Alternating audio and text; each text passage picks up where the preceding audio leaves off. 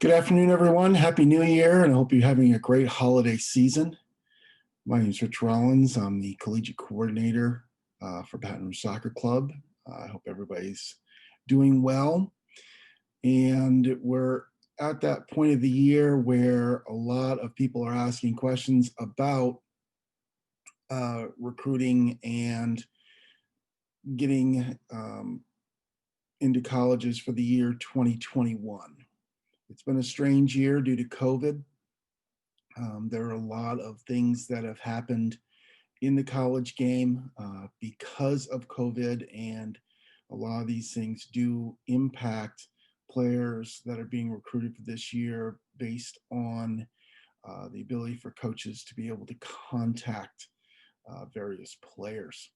So I put together a bit of a presentation to help you in terms of kind of sorting through some of this stuff. And hopefully this is a great help to you. So we're going to start with the NCAA Eligibility Center. This is something that all student athletes and their parents should be aware of and be signed up for. It is what compliance uses to determine eligibility for student athletes at the NCAA level in Division 1 and 2. And in Divisions 3, the NAIA and the junior colleges, they do have an impact on monies and things that schools are able to allocate. So in order to become part of the NCAA Eligibility Center, go to ncaa.org. You'll have the ability to do various things. If you're looking to play in Division 1 or 2, you advise you to create an account. The cost to create this account is $90, and it should be done in your child's junior year.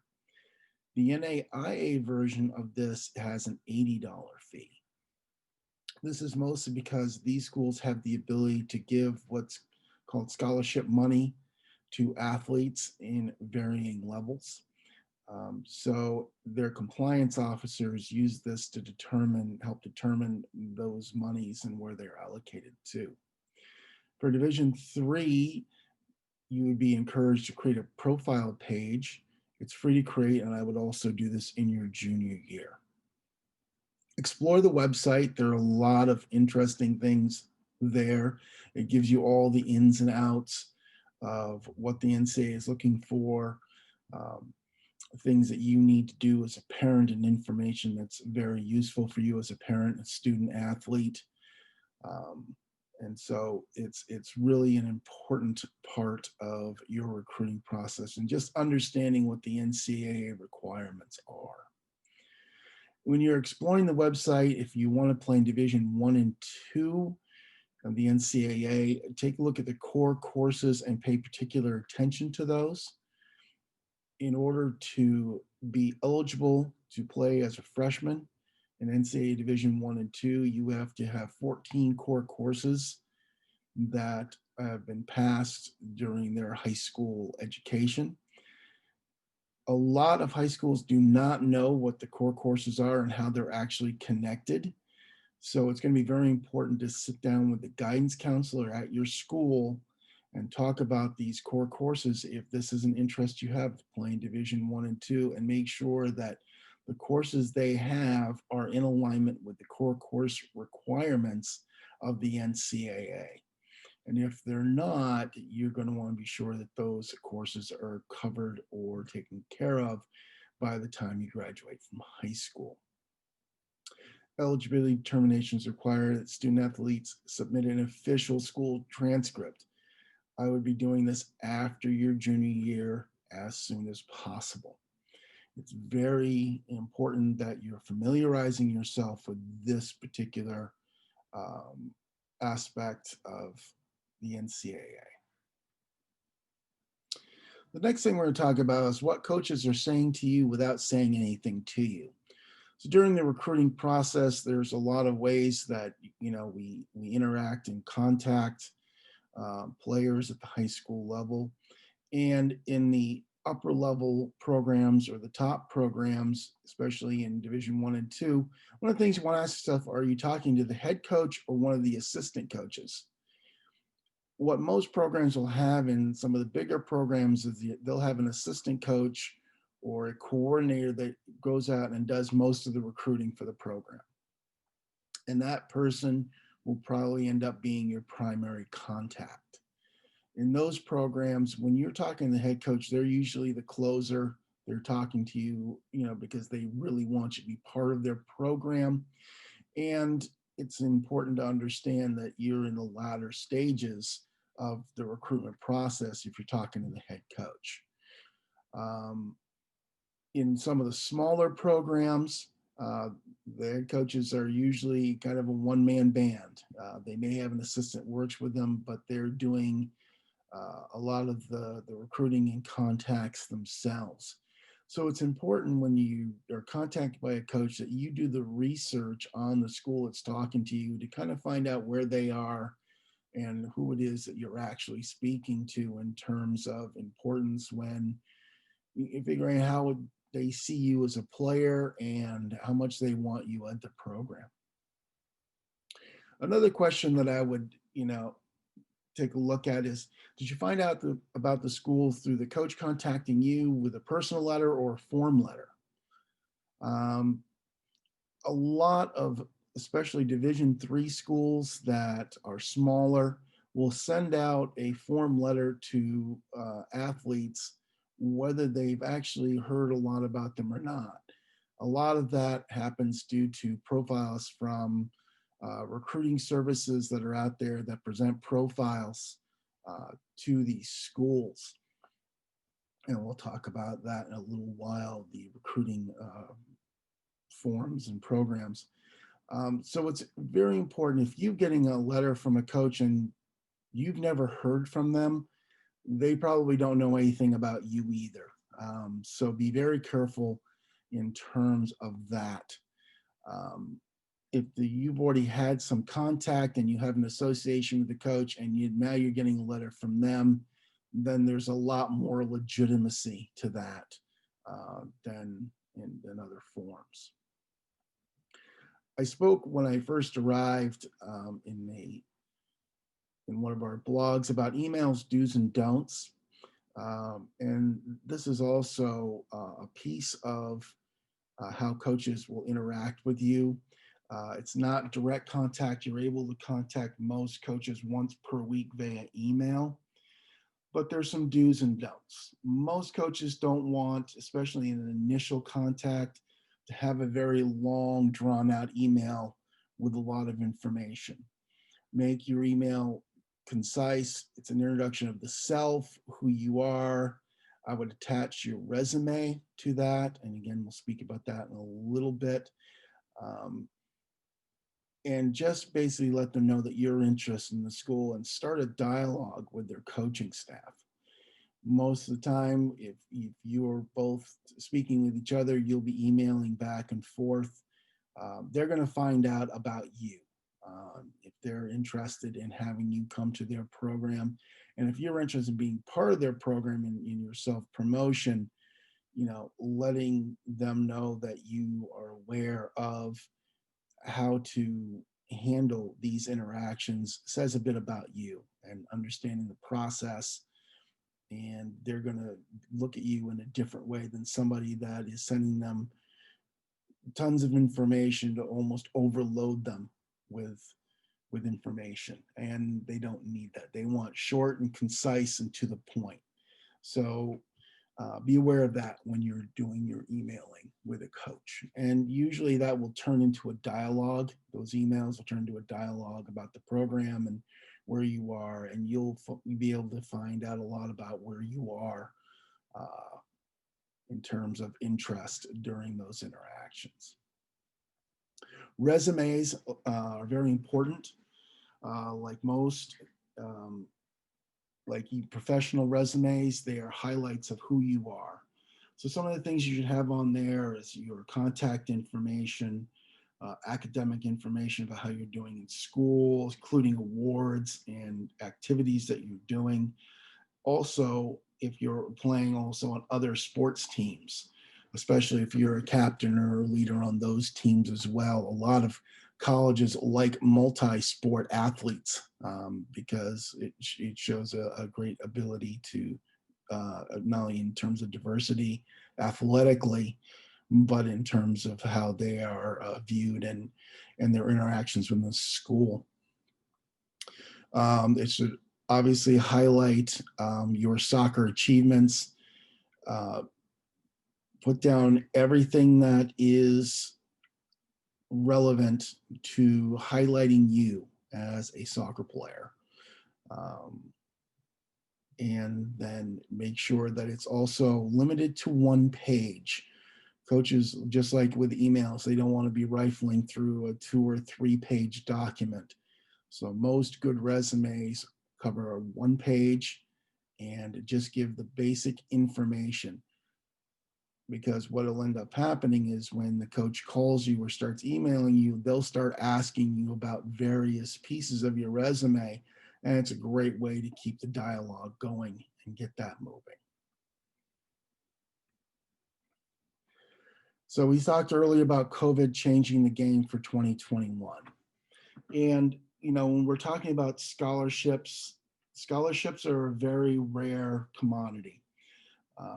Most of the time, people start looking at scholarships in terms of just full rides, and we don't really want to do that, especially now, because this year, because of COVID, schools are now honoring players who are receiving scholarship money through next year if they choose to return. So this is a situation where that means for next year, there's going to be less money available for incoming athletes. And even more importantly, it's going to affect recruiting for 2022 because that money, in a sense, has to be reallocated through the 2-year cycle. So it's very important to understand that there are going to be very few full scholarships out there as there is, but the way money's being allocated and especially this upcoming year, there's going to be even less.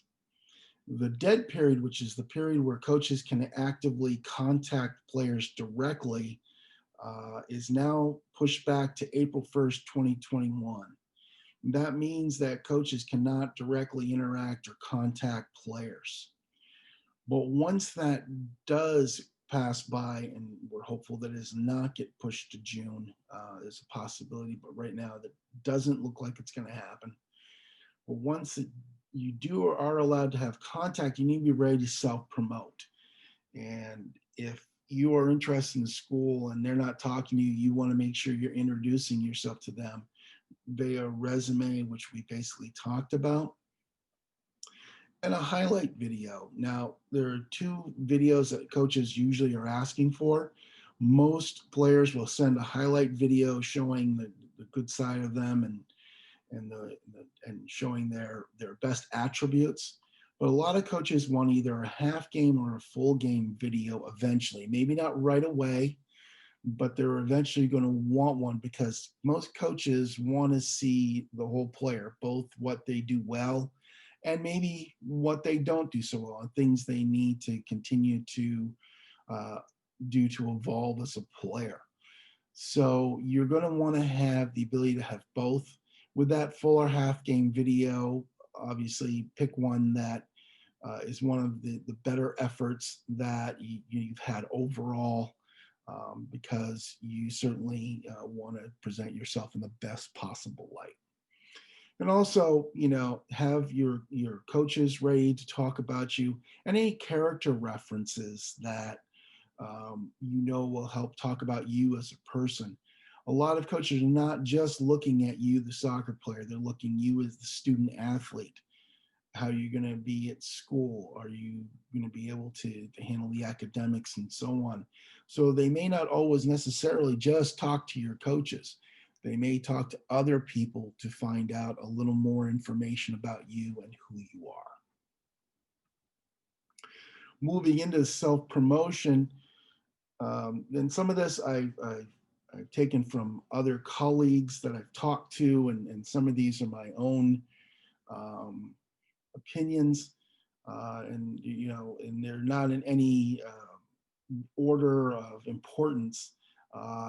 And it talks about recruiting firms are a ripoff, and many coaches have this opinion, mostly because the recruiting firms don't know you. They will take your information, your base information, and your contact information, both for you and coaches, and they'll post it in their recruiting service, which a lot of colleges have access to, which is one of the pluses. The problem with a lot of recruiting services, they don't actively advocate for you. They simply have your information out there. So you are one of the many thousands of resumes and contacts that they have that they're putting out to programs. So the question I have is, if they are, if you're taking a chance on someone that happens to see your resume, it's pretty hit and miss on whether or not you're going to like that program or not. And a lot of the things that recruiting firms do, you can do yourself. Um, and so it's important to understand that most recruiting firms are not all they're cracked up to be, and they certainly don't keep up with the college programs during coaching changes and so on. So they may not be as familiar with the program you're looking at as they say their profiles indicate. So you want to be a bit careful there. There are other resources such as paid search engines and profile generation sites. You can use these as long as you're able to use them to generate connection with schools that you're interested in. If you can direct your information to them, um, and again, it's a resource that is useful if you have your resume and all these things we previously talked about ready to be put in. But it's important that you need to be able to direct those items to the schools you want to go to. There are a lot of ID camps now out there. A lot of colleges run them. It is a very good resource for your player, your student athlete, to get looked at by the schools they're interested in. So if you're talking with a coach and the coach is talking about going to an ID camp at their school, or they're going to be attending an ID camp such as the one we're running on the 28th of February here at Burbank, and they're a school that you're interested in, that's a way for them to have a look at you and see you train in among other athletes. Very useful. I would say only go to the ID camps of the schools that you are interested in. I wouldn't be running around all over the place going to a lot of them, only because it can get very expensive very quickly. And if you're going to an ID camp that's specifically for that school and you're not actually interested in going there, it doesn't really make a lot of sense. Another way that colleges also look at athletes is they have them come to their summer camps. It's a good way to get a sense, for them to get a sense of how you train and how you interact with people over the course of time, get to know you as a person. So if you have a school that you're interested in going to their summer camp is also a good way for them to get to know you a bit better. We talked about the videos already. The other things that you want to take a look at, things such as our TDP program with the Dynamo, very showcase teams, ODP. Coaches want to see you play against high-level opponents. And most of the showcase ODP, TDP situations put you in a place where they can see you against higher level opponents. And I would consider guest playing in some of these situations as well. Active self-promotion is essential. So if there are recruiting questionnaires, definitely fill them out for schools that you're interested in. Let them know who you are. And make sure, if this is a school you're interested in, that you're creating a dialogue with the coaches. And if you're not really getting a dialogue from the coach, you need to understand that they may not know you well enough, or, you may have to uh, understand that they may not be looking at you as closely as you would like. Now, there are ways to improve possibly for the academic money from colleges, and this is important because they're what are called counters for, especially in Division 1 and 2, not so much in NAIA, but in Division 1 and 2, they're called counters. And this is the money that you can get from schools that you don't have to pay back. And what a lot of colleges are going to do is they're going to ask you to put in your application and your financial aid information, and they're going to look and see what type of academic money that you can get. And if they want to give you scholarship money, they may add scholarship money on top of the money that you've already getting from academics. So it's an important piece of getting into a school, especially in Division 1 and 2, where you're looking for scholarship money. So when you're registering, you take the ACT or SAT, indicate that you want to have the test score sent to the NCAA and the NAIA if you're looking at an NAIA school, because NAIA schools do give scholarship money. JUCOs also, junior colleges also have the ability to give scholarship money, but it runs on a bit of a different ratio. So this piece doesn't really apply to them. But for the NCAA and the NAIA, it does. The other suggestion I have is to take the ACT or the SAT more than once. They will combine test scores to give the best single test result to determine academic monies. So, and a lot of people, I know that I took my SAT for the first time. It was a bit strange to me. I scored fine on it, but not once I saw the test for the first time and took it the second time, I got a better score because I understood what the test looked like and what the format was and so on. So I would highly encourage taking the ACT or SAT more than once, and definitely taking one of each test and taking the best of the two. The ACT and SAT dates are upcoming, excuse me. And you can see in here the upcoming dates for 2021, both the ACT and the SATs. They have websites where you can actively register, and you can see the registration dates beside of each date in the year 2021. And you notice on the SATs from the August 28th through December 4th, these are anticipated dates. They will say that on the website. So if you're looking to take the SAT on any one of those test dates, check back on the website to make sure the dates are still the same. It's important that because those dates are subject to change. So important to look at that.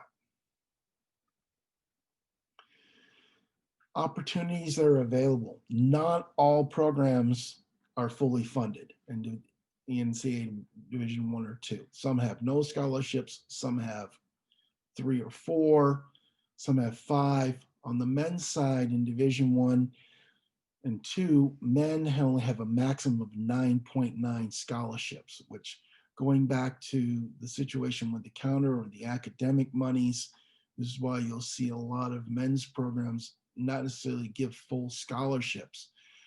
They'll give partials to combine with the academic money in order to form a package. On the women's side, there are 14 scholarships. So you may see some programs give a few more full scholarships, but again, you see a lot of those scholarships split up among multiple players in the program. In the NAIA, the men and women each have 12 scholarships to give. In Division 3, there are no athletic scholarships. So most of what they do is based on academics. It is important to understand that. Scholarships at the junior college level is a 24 scholarship minimum per school, and it's up to the school to determine how they're going to break that up. So you're going to want to check with the school to see what their situation is. And that basically is talking about counters and how they affect scholarships.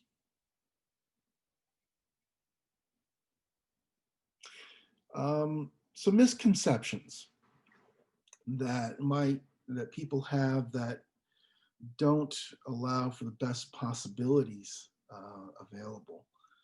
Um, and we can see these, uh, you know,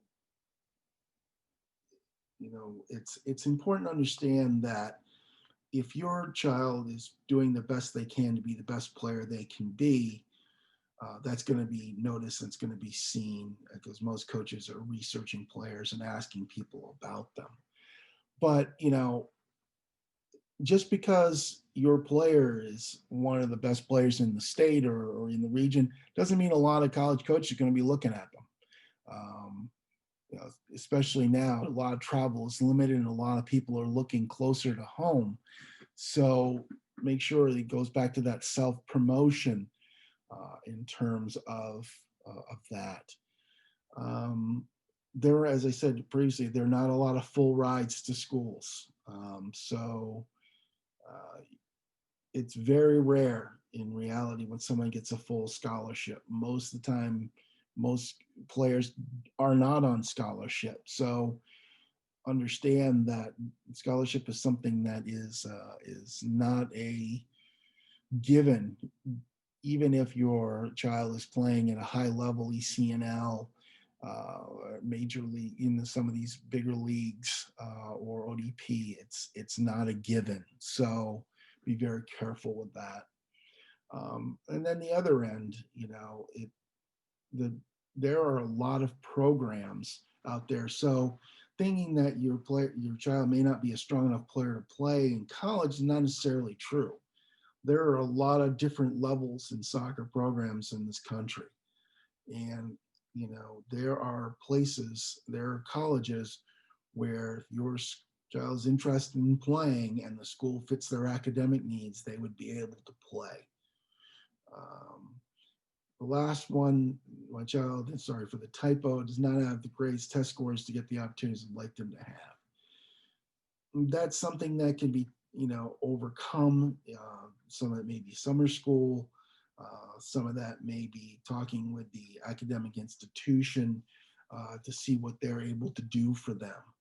There are a lot of grants out there that there's a lot of scholarship that does not get applied for every year that helps with academic money. So research those things. A lot of these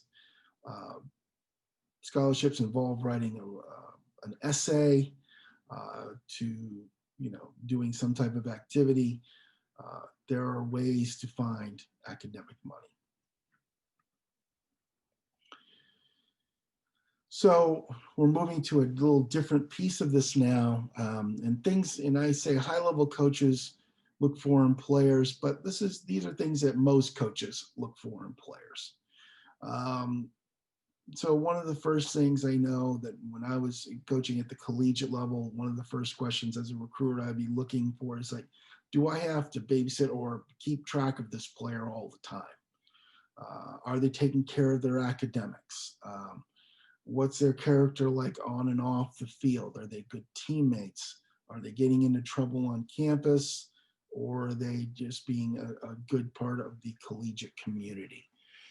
These are character things that are important and will affect whether coaches will bring a player to a school. Their overall attitude, is he or she a team player? Especially when things are not going their way, because things don't always go your way when you get to a school. So are they a person that remains a good teammate and keeps working and when their opportunity comes, takes their opportunity? Their inner drive, do they continue to develop their overall game? Do they, through their character or through their effort or through their development, make other players around them better? And are they maintaining their fitness? Is it something that you, as a coach, have to be after them about all the time? So that's part of what inner drive looks like. And versatility and consistency. Aside from the goalkeeper, players that can play more than one position are valuable players. And also, what am I getting from this player game in and game out? Is there consistently in their level of play, or are they good one game and maybe not so good the next? So these are aspects that coaches do look for overall. Some of the things that, we can talk about in terms of evaluation pieces. Um,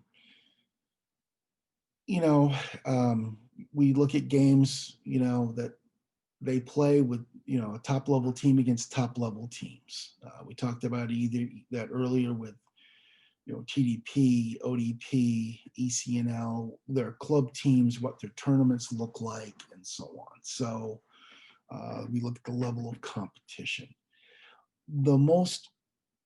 We say basic statistics, but when we talk about that, when you look at the statistics, you can kind of form that into anything that you want. What a lot of coaches look at, they'll look at statistics, but they'll look at what players have done in their bigger games. All right, this player scored 20 goals, but in their toughest games of the season, how many goals did they get in those games? Did they come good in the bigger games? So that's one of those, that's probably a category that has the least impact. Has the team participated in meaningful competitions, playoffs, championship level, major tournaments, so on? What are the accolades that they've had? Do they have the respect of their teammates, i.e. becoming the team captain, all conference, all state, all region? Is talking about what the respect level is with other players and coaches, both their own and their competitors. And that's what you can find with those situations. What are their physical attributes? Size, speed, and intangibles. Do they train? Do they have that inner drive that we talked about a little earlier? And game understanding. Do they really know how the game is played, not only where they are now, but do they understand the level of the game or how the game is played to the level they're aspiring to get to, and can they handle that? And part of that's, knowing the game, history of the game, and observing match play. And finally, we talk about some of the leagues and programs in terms of participation, especially in our area. The Dynamo Dash Talent Development Program through BRSC and the Dynamo, the National League, the Louisiana Player Development Program, the LCSL, which we play in, the Gulf States Premier League, which we are in, and the ECNL. Those are the leagues that a lot of coaches are looking at in terms of seeing players, and they look to see if they've been participating in those particular types of programs. So to kind of conclude this particular presentation, there's a lot of information there. I am working with some of our athletes towards their plan at this moment. I know we have other coaches who are also assisting players, but we are available to do that. And I particularly am available to help your child in their making their way through this maze of college recruiting. Please feel free to contact me, rrollins@brsoccer.org, and I will begin to point you and work with your child in terms of getting them to the schools that they want to get to, and researching those schools, and giving you the proper guidance in terms of programming and things that they need to do. So I look forward to speaking with you again next month. And if you have any questions, please do not hesitate to contact me. And I hope that you have had a wonderful and happy holiday and are ready for a tremendous 2021. Thank you very much.